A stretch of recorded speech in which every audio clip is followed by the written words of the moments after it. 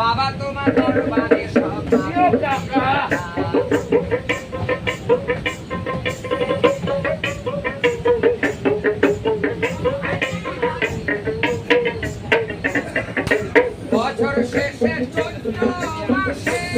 অবশেষে বেরিয়েই পড়লাম মা তারার কাছে।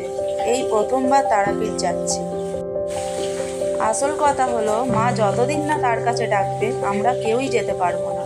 কেননা আমি 4-5 বছর ধরে যাওয়ার চেষ্টা করছি, যেতে পারিনি। হঠাৎ আমাদের তারাপীঠ যাওয়ার ঠিক হলো।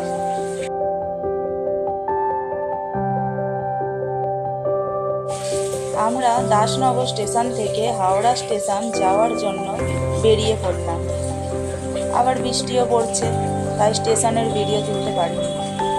আমাদের 4:35-এ ট্রেন ছিল হাওড়া টু রামপুরহাট।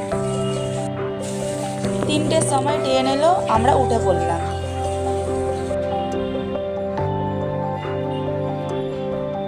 দাসনগর থেকে 7 জন ছিলাম, হাওড়া থেকে 5 জন। আমরা তো ফাইনালি পৌঁছে গেছি হাওড়া স্টেশনে।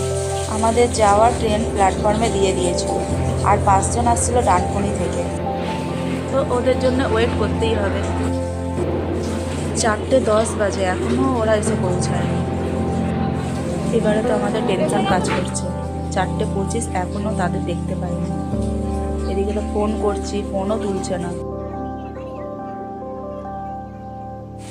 ফাইনালি যখন 4:28, তখন ওরা এলো।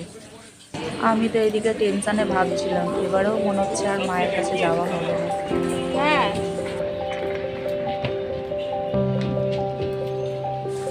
আমাদের ট্রেন জার্নি শুরু হয়ে গেছে। ট্রেনের মধ্যে প্রচুর মজা হয়েছিল।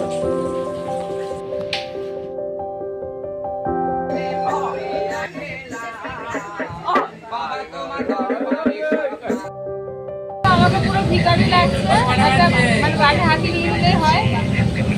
ফাইনালি আমরা চলে এলাম রামপুরহাট। এবারে নামবো, দেখো ভিখারির অবস্থা হয়ে গেছে। আমার ভাইয়ের বউটা একবার তো ঠিক আছে। 5 ঘন্টা জার্নিংয়ের পর শরীর আর কারোরই ঠিক নেই, সবার খুব অবস্থা খারাপ। মাঝে মাঝে মেকআপ করছো তো? হচ্ছে না তো? তোমার কিরকম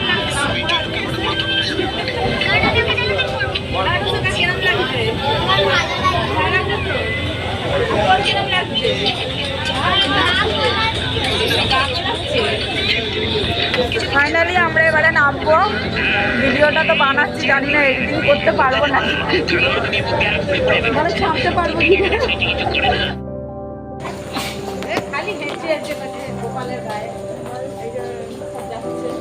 হ্যালো গাইস, ফাইনালি আমরা চলে এসেছি, পৌঁছে গেছি। আমার জামাইগুলো অবস্থাটা দেখো, আর আমার বরকে আরো ভালো লাগছে, আর একে তো পুরো কুত্তা লাগছে,